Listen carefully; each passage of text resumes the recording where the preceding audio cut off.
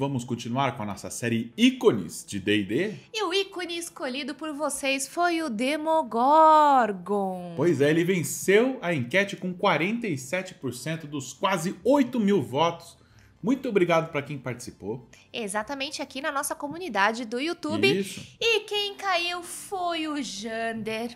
Eu realmente fiquei triste porque ele não merecia ter caído pra Série Você faz B, essa mas cara, aí eu coloco na edição a música do Titanic. Gente, ele não tinha chance não faz isso comigo. A Lina odeia a música do Titanic com a flautinha. Vocês também devem odiar, eu sei disso. Põe no comentário, Perdoem eu por dou todos risada os com o dias. Titanic. Não, senão... por favor, não coloque mais aquela Essa vai ser a última vez que eu vou colocar. Não faça isso. Em homenagem ao Jander aí, que foi pra Série B. Coloque outra música bonita pra ele não merece essa música. Então vamos começar a falar de Demogorgon.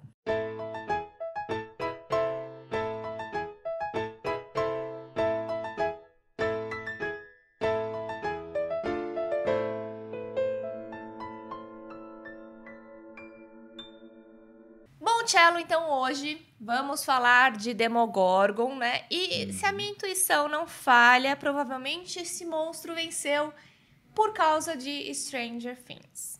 Stranger Things, pra quem não sabe, por algum motivo, é que fala de um grupo ali de pré-adolescentes nos anos 80. Tá até com a camisetinha aqui, né, do com dragão. Com Cthulhu, com Demogorgon. Isso aqui é... Nossa Senhora. Aí o negócio é o seguinte, eles são crianças e um dos passatempos favoritos deles é jogar RPG. É jogar RPG. Crianças dos anos 80, né? Momento mágico do RPG mundial. Exatamente. E aí, quando o Mike lá, que é o mestre, né, tá lá falando sobre aquela cena super dramática e tal, e de repente ele pega a miniatura do Demogorgon e coloca na mesa e todo mundo fica sem ar, com medo daquele monstro terrível, né? Pois é.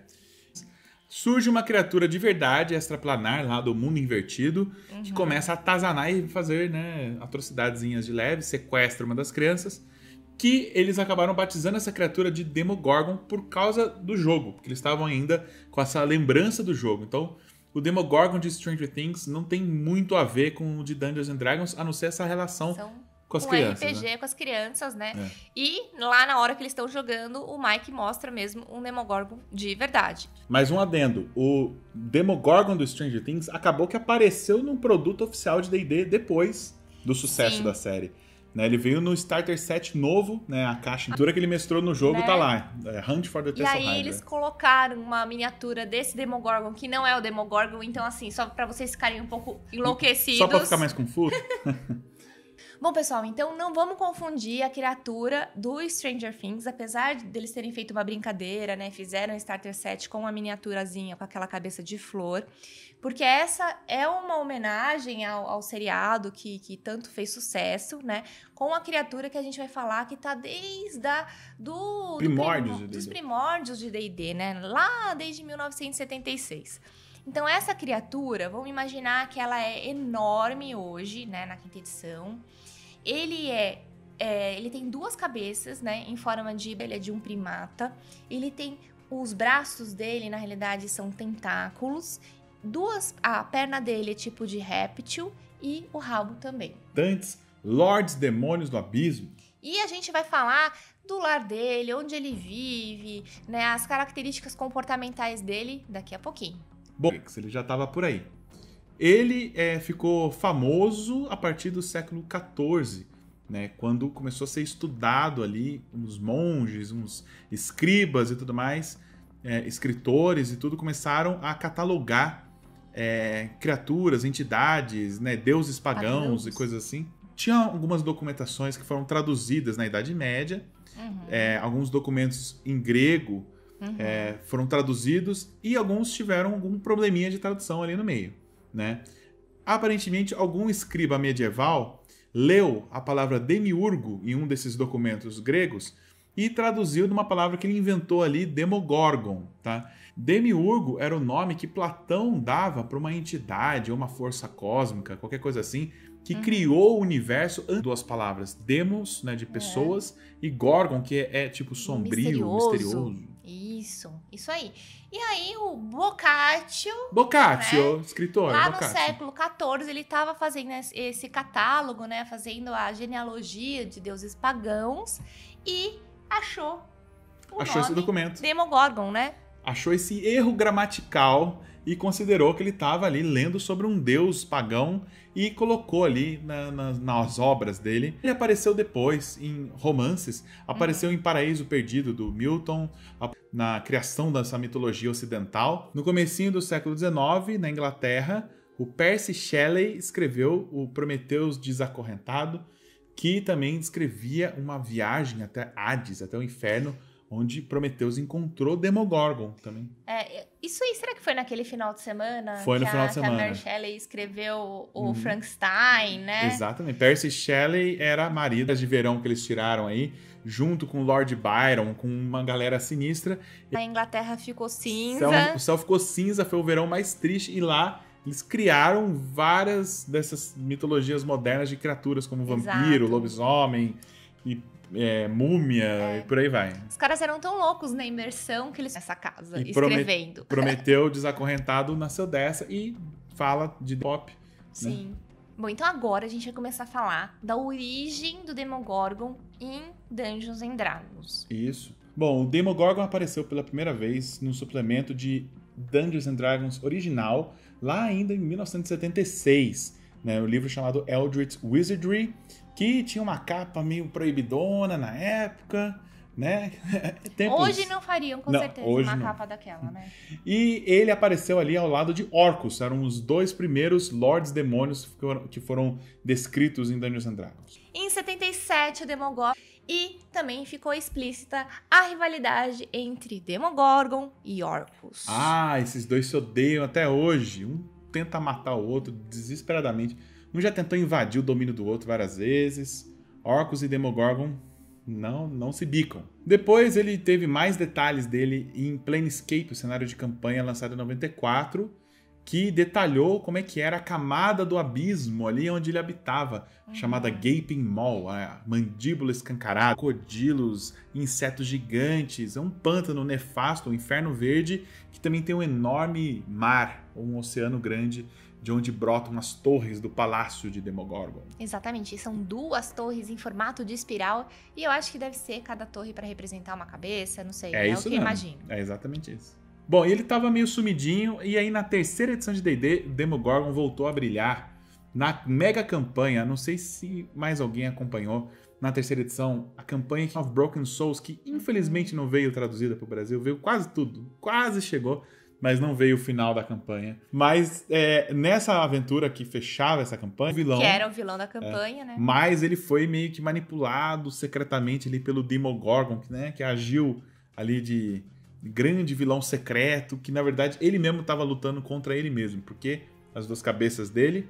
Meio que sido, né? A gente não Sim. comentou ainda. A gente vai falar um pouquinho mais sobre isso. Ele é o representante da loucura. Mas ele é o representante da loucura. Bom, então agora a gente vai começar a falar pra vocês a origem do Demogorgon, que foi citada na Dragon Magazine, número 357, em 2007. Sim, eles finalmente escreveram uma matéria completa do Demogorgon, ele está até na capa da revista, e eles explicam que ele teve origem, né, lá no abismo, em tempos muito antigos, onde os Oberifs dominavam.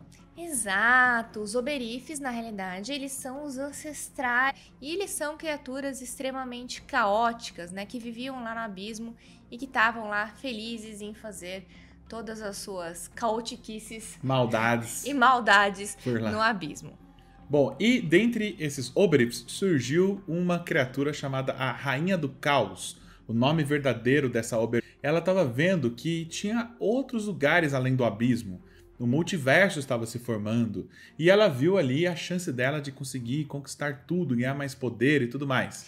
Exatamente. Só que aí, o que aconteceu?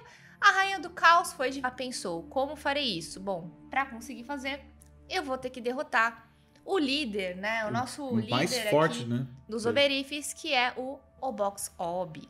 Ela tinha que derrotar ele para impressionar os outros. E ninguém esperava que ele fosse atacado.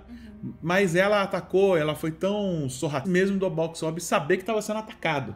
Exato. E conseguiu matá-lo e... Que isso, meu amigo? Exatamente.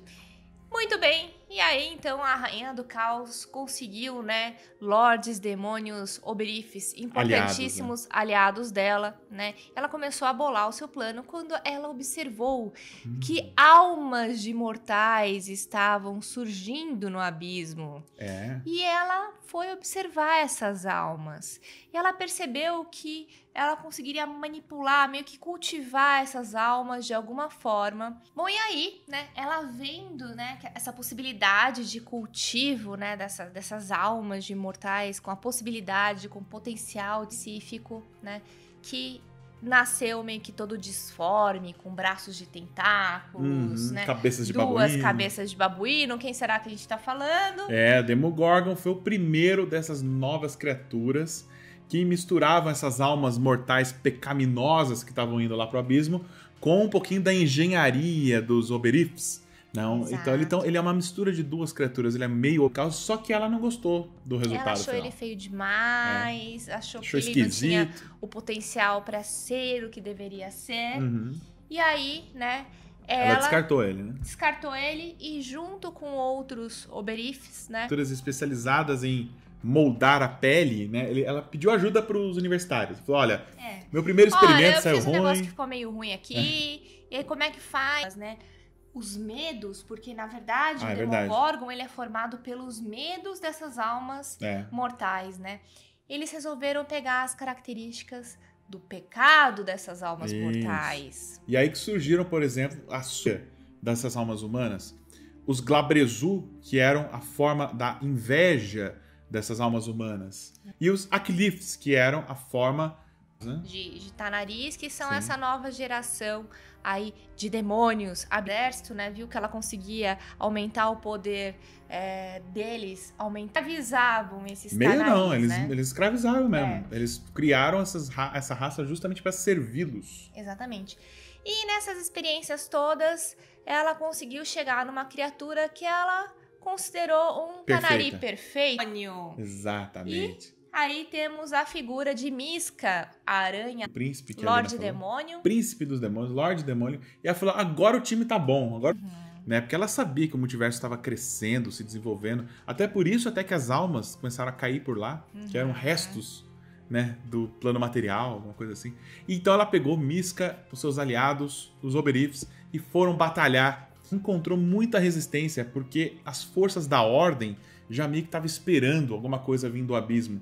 E principalmente os Duques de Aka, que eram criaturas elementais do plano do ar. Do plano do ar, né? Esses elementais do plano do ar, eles já tinham dominado tudo, basicamente. Eles tinham dominado outros planos elementais, tinham dominado o plano material, tinham tomado conta. E eles eram muito, muito fortes. E eles já estavam esperando que o caos ia vir lá do abismo para destruir tudo. Então eles prepararam um artefato mágico super poderoso chamado o Cetro da Lei. Cetro da Lei. Gente, nós já falamos um pouquinho para vocês a respeito do Cetro da Lei. Ou 7. Exatamente.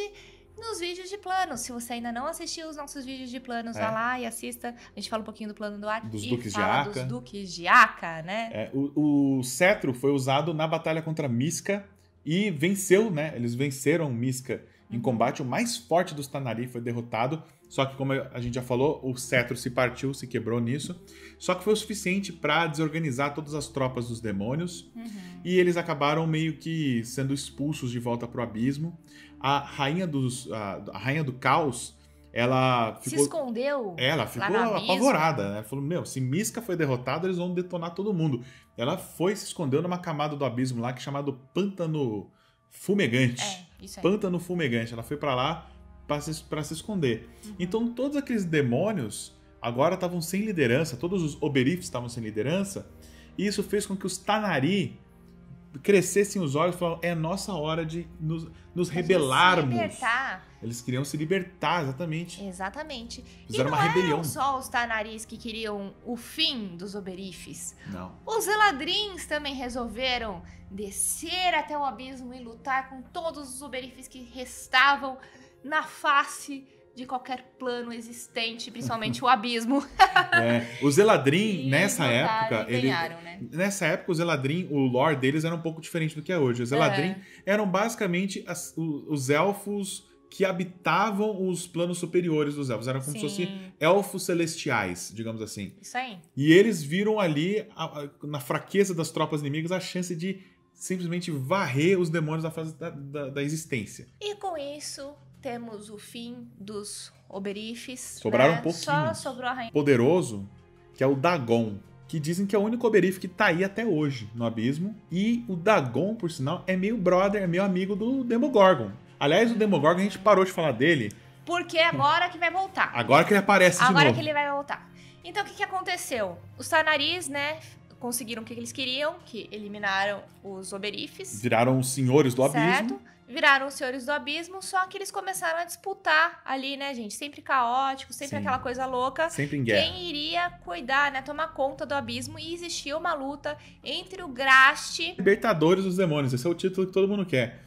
Exato. Todo demônio quer esse título de príncipe dos demônios. E eles eram os mais fortes, eles estavam gastando recursos, adoidado, um pra lutar contra o outro. Eles estavam gastando tudo que tinham, desfazendo de aliados, né? Talvez aproveitando-se da fraqueza de combate entre duas criaturas, as sombras do abismo, e ele consegue derrotar Grast e Orcus numa só.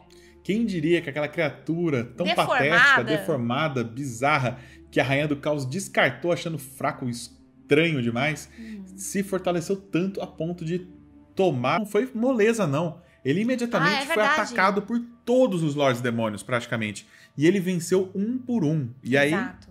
E quando começou a reduzir o número de Tanaris absurdamente, eles viram que eles não tinham chance, eles resolveram aceitar o Demogorgon como príncipe dos demônios. Até Orcus e Grast foram Baixaram a obrigados bola pra ele. a ajoelhar diante do poder sinistro de Demogorgon. Essa é a origem dele. Essa é a origem dele, mas agora a história do Demogorgon não acabou, porque ele aparece no Mordenkainen Tome of Foes. Até um pouquinho antes, se me permite, ele aparece na 4ª edição de D&D também. Ah, verdade. Mas é porque é diferente, né? Totalmente a história dele. Nesse livro ele aparece aqui. Ele é a capa do livro dos Monster monstros. Manual 2. Monster Manual 2, ele tá na capa. E conta um pouco da história dele. E eu resumir rapidinho, porque meio que esse lore foi meio que deixado pra trás. Não seguiu. Não seguiu. Mas nesse lore, ele era um primordial, que era uma criatura... do plano do caos elemental. Tá. E ele foi o primeiro primordial, ele era tipo um primordial da água. E ele foi o primeiro primordial a descobrir o abismo. Ele entrou lá e daí que ele ficou louco. Tá. Ele enlouqueceu. E ele tinha uma cabeça só. E aí, nessa loucura dele, ele foi enfrentar, ele desafiou um deus lá, foi lutar contra um deus X, que eu não lembro o nome, tá escrito aqui embaixo. E esse deus rachou ele em dois com um machado. E aí ele reformou com 2 cabeças. Então, tipo, ele... virou um bicho de 2 cabeças por causa disso. E é nessa versão da 4ª edição que ele é amigo do Dagon. Dagon, que é esse Oberif antes do Demogorgon, o coach das profundezas. Ai, meu Deus do céu. Então, agora voltando. Pro Mordenkainen Tome of Foes, né? Que saiu agora aqui na 5ª edição. Temos o status atual do Demogorgon, né? Exatamente. Não, então, primeira coisa que a gente precisa lembrar é que o Demogorgon é uma criatura totalmente insana. Caótica. Né? E caótica. Mago Mordenkainen, em suas pesquisas, ele descobriu que o plano de Demogorgon deve ser, porque ninguém tem certeza, extinguir com toda a vida caótico. Ele é muito paranoico. Ele nunca tá em paz. Ele tá sempre em conflito. Até com ele mesmo. Com ele mesmo. E toda vez ele tá esperando que alguém vai trair ele, vai tentar apunhalar ele pelas costas, ou que vai humilhar ele, ou xingar ele, ou qualquer coisa assim. Ele tá sempre pronto. Então ele é muito estressado, ele é pilhado, ele nunca tá em paz. Coitado no nascimento, né? Já começa isso. assim, Começou né? mal a vida dele. Aí já, né? E aí, qual que é o plano dele? Eliminar e ficar sozinho no multiverso para ele finalmente respirar fundo e descansar. E ter paz. Agora ninguém mais pode me trair, me atacar de surpresa, nada, porque tá todo mundo morto. Esse não é o plano. Não tem mais ninguém pra me... Cultistas que ficam lá venerando ele, que tem cultistas de Demogorgon é o demônio que mais tem cultistas, aliás. Exato. E ele não vai poupar nem os cultistas, ele vai matar todo mundo. Exato. Bom, e tem uma teoria também do Mordenkainen, né? Que o Demogorgon, depois que conseguir destruir tudo, bem que pode ser uma sequência disso, né? Ou ele vai respirar fundo e vai ficar em paz, ou as duas cabeças dele vão resolver lutar até travar a morte, luta final. Porque, né, elas vivem brigando também e ele quer paz, ele não quer mais ter que lidar com isso. E aí vai acabar tudo e vai virar tudo um grande vazio. Ele né? é o representante da entropia, do caos, então tem tudo a ver ele querer... O símbolo, né, do Demogorgon, que é um Y, esse símbolo ele precisa ser esculpido por ele. E quem olhar para esse símbolo, que se for o símbolo verdadeiro... mas o Y, né, esse símbolo verdadeiro aí do Demogorgon, às vezes aparece por aí. Pode aparecer aí, minha gente! Pode aparecer na sua campanha. E nenhum poderosíssimo arquimago do símbolo. Lembrando, a Lina falou, ele é raro porque o próprio Demogorgon que tem que esculpir esse símbolo, ou algum arquisacerdote, mestre muito poderoso do culto dele pode rabiscar um símbolo desse. E aí tem uma passagem no Mordenkainen's Tome of Foes que é muito interessante, de que o Mordenkainen, sempre muito curioso, ele encontrou um símbolo desse.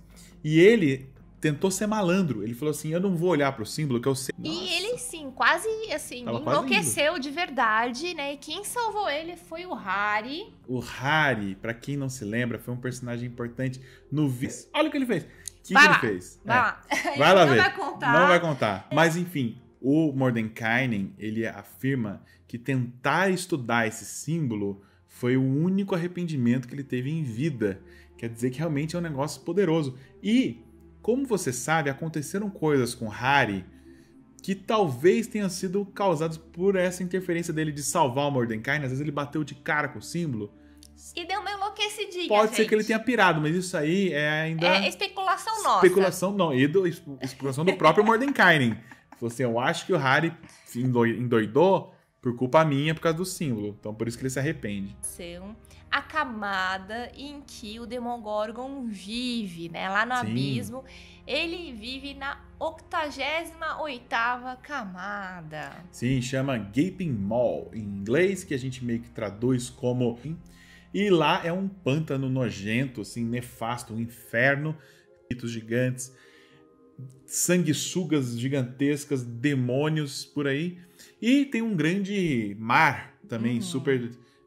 perigoso, e desse mar brotam duas torres, que são as torres do palácio do negócio. E essas torres, né, Mick, podem representar cada uma das torres, uma das cabeças do demônio. Caveirinha no topo de cada um adorno de caveira, assim. E, aliás, todo culto de Demogorgon, agora a gente pode falar um pouco mais dos cultos, eles sempre dividem os templos em dois, cada um para simbolizar uma das cabeças. A cabeça Einu, racional, que é a cabeça do Demogorgon que planeja um pouco mais. E a Hethradia é a cabeça mais bestial do Demogorgon, que está sempre querendo destruir e matar tudo que vê pelo caminho.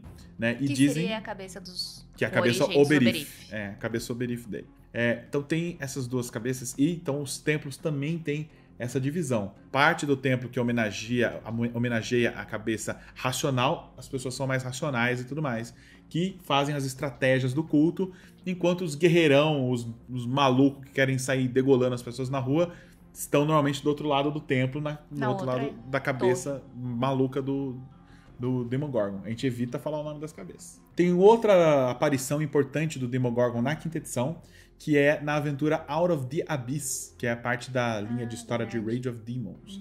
No Out of the Abyss, o Demogorgon, assim como outros Lords Demônios, eles acabam aparecendo no plano material. Eles aparecem em Umbretê. Expulsar uma criatura nível 26. Mas sabe como é que eles fazem isso? Spoilers. Os jogadores precisam colocar um Lorde Demônio para enfrentar o outro. Eles fazem, que também tá aqui para você votar, se você quiser saber mais sobre ele. O Drizzt Do'Urden enfrenta o Demogorgon.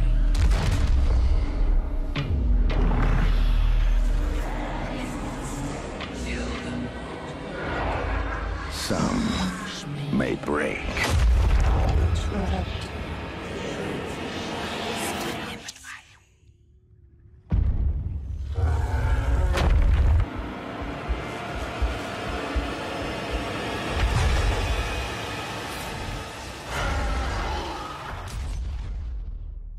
Então vamos falar desses e de outros poderes do Demogorgon, analisando a ficha dele? Vamos começar pela ficha, então.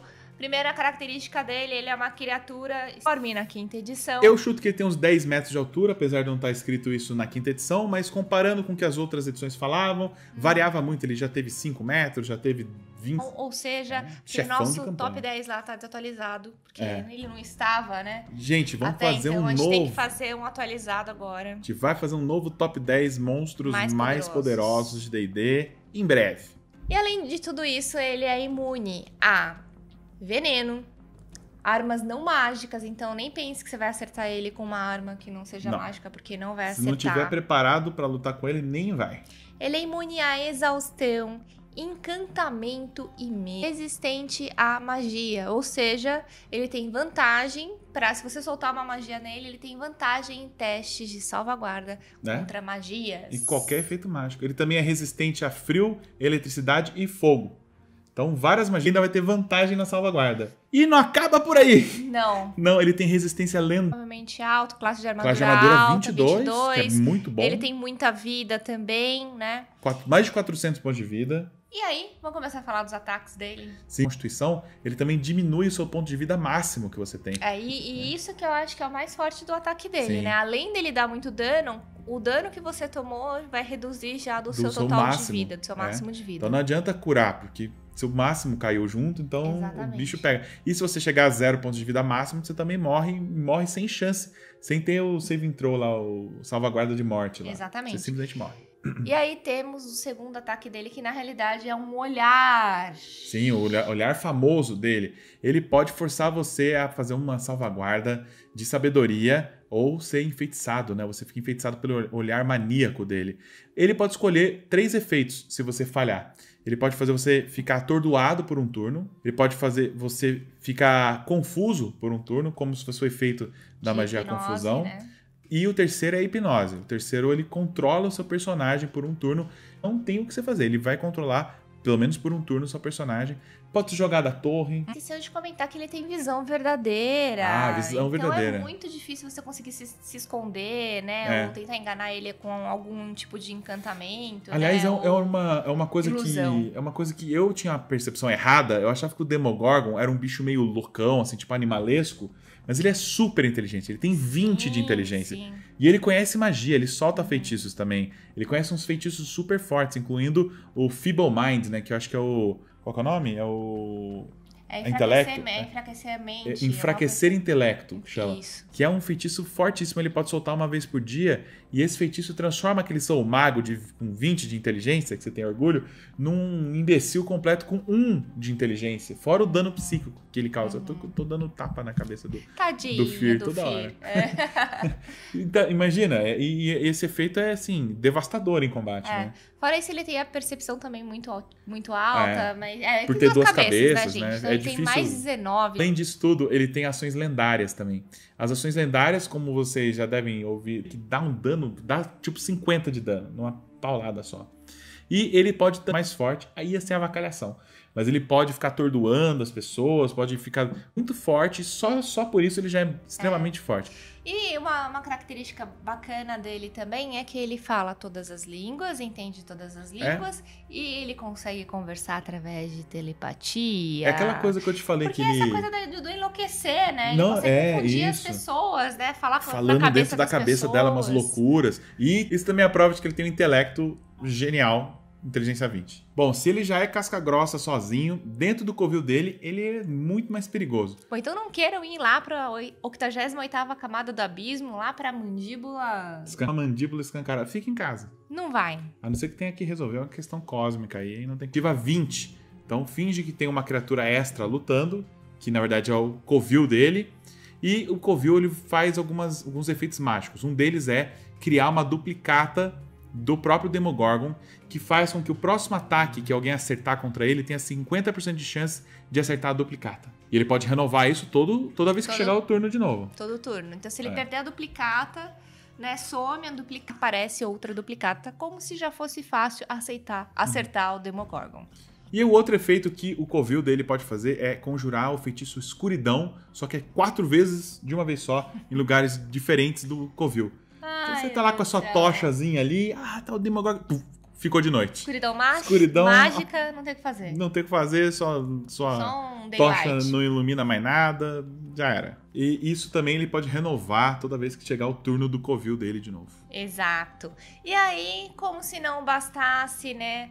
Tem a questão regional. 3 quilômetros. Então é bastante coisa. 1,4 quilômetros, né? 1,6. 1,6. Cria serpentes, lagartos, né? Criaturas répteis e rasteiros. O galera não precisa nem estar lá.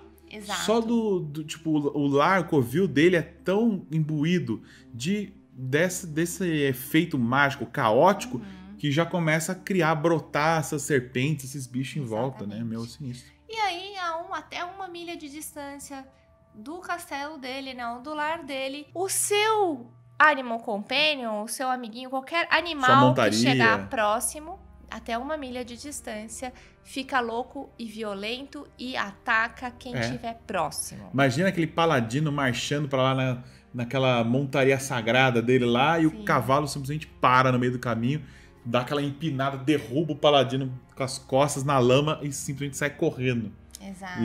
É uma cena dramática, né? E se o seu grupo realmente resolveu entrar nessa região do lar do Demogorgon, né, até 1 milha de distância, se você ficar por lá por mais de 1 hora, você começa a ter que fazer uma salvaguarda de sabedoria, dificuldade 23, né? E se você não passar, meu amigo... Uma tabela com alguns efeitos que podem acontecer. Entre eles você ficar paranoico, você fica super violento, tipo um assassino, você acha que matar as pessoas é o jeito de resolver tudo. Você vê que alguns personagens já nascem assim, né, nessa campanha. Mas tudo bem. Você pode ter dupla personalidade também. Sim. Tudo isso permanentemente. Você vai ter que ir pra terapia. Vira um novo traço de personalidade sua. Exato. Bom, então agora vamos falar ganchos de aventura para você incluir o Demogorgon na sua campanha de casa. Lina, qual que é a sua ideia? Bom, o que eu pensei foi o seguinte. Qual é o objetivo do Demogorgon excluir atual, toda a vida né? Excluir toda a vida do universo. Bom, ele perdeu a paciência, ele acha que esse mundo já existe há muito tempo. E ele multiplica, de certa forma, esse número de sacerdotes que ele tem, esses arqui-sacerdotes, sei lá se existe essa palavra, né? Mas sacerdotes poderosos do primeiro escalão dele, né?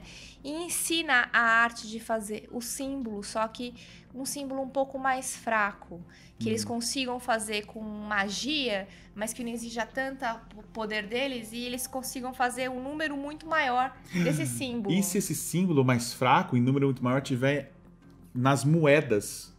Tipo, eles fizeram um jeito de esculpir nas moedas de ouro. Todo mundo que relou em moeda de ouro viu esse símbolo assim, começa a ser ligeiramente afetado. E aí as pessoas começam meio que a enlouquecer, entendeu? E quanto mais elas têm contato com essa moeda, mais com essas moedas, assim, pegou mais uma vez nessa moeda, vai ficando cada vez mais ouro é ouro. louco. O cara vai olhar, é uma moeda, tá meio diferente, mas o peso dela, o material é de ouro, eu vou pegar. E tem aquele Y lá do Demogorgon. Exato, e aí crimes começam a acontecer, a sociedade começa a virar, tipo, uma loucura total, um pandemônio, e um grupo de aventureiros, né, de repente... Tem que desvendar.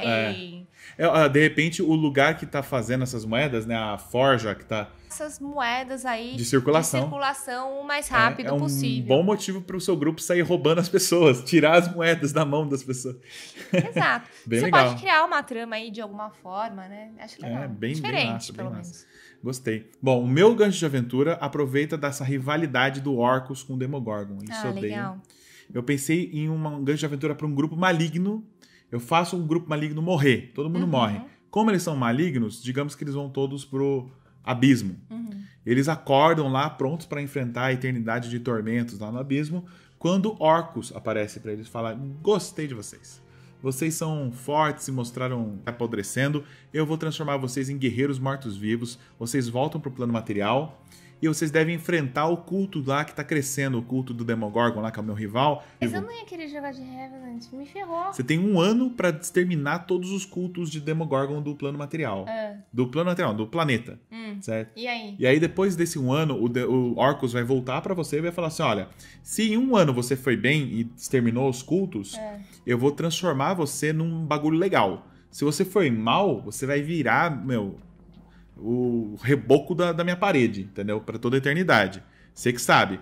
E aí, por exemplo, um guerreiro do grupo que foi bem pode ser transformado num Death Knight, tá ligado? O mago do grupo pode ganhar um upgrade e virar um Lich. Então estamos lidando com um grupo maligno. Grupo maligno, porque grupo não tem maligno. chance de... Realmente virar qualquer almazinha destruída lá do abismo. Maligno e caótico, né? Porque estamos Sim. falando de abismo, então estamos falando de demônios que são todos sempre caóticos. E o Revenant é uma criatura legal, porque ela tem 1 ano pra cumprir uma missão. Ela volta à vida, ela tipo ressuscitada. É tipo o Corvo, tá ligado? Do filme, o Corvo. Ele só voltou pra cumprir aquela missão, senão ele morre de novo. Então, o grupo tem tipo 1 ano pra exterminar todos os cultos de demônio. Legal, gente. Então, escrevam aí se vocês já enfrentaram o Demogorgon, deixa um comentário. Se a gente esqueceu de algum detalhe da origem dele. Tem várias origens, a gente citou só uma, mas tem várias versões diferentes. Se vocês quiser escrever a versão que você conhece da origem do Demogorgon, coloca aí embaixo também. Que a gente quer saber. Sim, sim. E agora, então, vamos para a votação do próximo ícone. Bom, eu vou escolher o Mago Elminster de Forgotten Realms para entrar aí na disputa. Na disputa dos magos. Na disputa dos magos. E eu vou de Lord Soth. Voltamos a Dragonlance. Temos Dragonlance na parada. Então, tá aí. A gente já falou um pouquinho de Lord Soth no Bandi, dessa história dele, né? É muito legal a história dele, agora eu lembrei. Sim, porque depois ele foi parar em Ravenloft, então... Sim. Isso a gente não falou tanto. Não. Então tem muita a gente coisa... falou bastante coisa. Se tiver curiosidade, quiser saber mais, vai lá no vídeo. Votem lá na aba Comunidade, então entrou na disputa Lord Soth e Elminster. Quem já tava lá era Drizzt, né? O famoso herói Drow. Quem tá lá também é o Vecna, que eu não sei como não ganhou ainda. Também não, cara. Que é um Lich, virou Deus e não sei como não ganhou.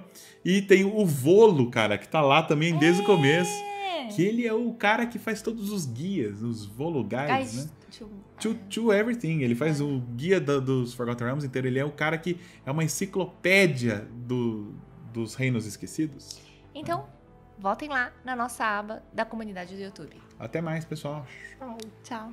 A testa para aquele intelecto dele genial. Isso também é a prova de que ele tem um intelecto. Isso também é a prova de que ele tem um intelecto genial. Isso também é a prova. Vem aqui, gordinho. Vem aqui. Por que tá... As duas cabeças. Demogorgon! Nossa senhora. Eu vou ser morto pelo microfone. Pronto, passou.